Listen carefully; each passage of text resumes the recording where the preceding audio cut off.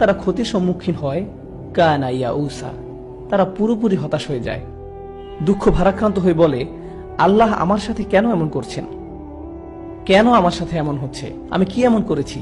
যখন ভালো কিছু হয় এটা আমার প্রাপ্য ছিল, এটাই আমার প্রাপ্য ছিল, কিন্তু যখন খারাপ কিছু ঘটে তখন এটা আমার প্রাপ্য ছিল না, আল্লাহ আমার সাথে এমন করেছেন। তাদের মন এতটাই জটিল।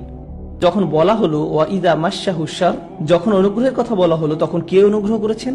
আল্লাহ। কিন্তু যখন ক্ষতির কথা বলা হলো আল্লাহ বললেন মাসসা হুয়া মাসসা, আর ক্রিয়াটি হলো আশাররু, যখন তাকে ক্ষতি আঘাত করলো।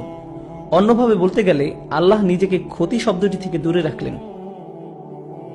তাই আল্লাহ বলেননি যখন আমরা তাকে ক্ষতি দিয়ে আঘাত করলাম অথবা যখন আমরা তার ক্ষতি করলাম, কিন্তু তিনি তা করেননি, তিনি নিজেকে এর সাথে উল্লেখ করেননি। এটা আসলে আমাদেরকে আমাদের ধর্মের খুব গভীর একটা উপলব্ধি শিক্ষা দিচ্ছে।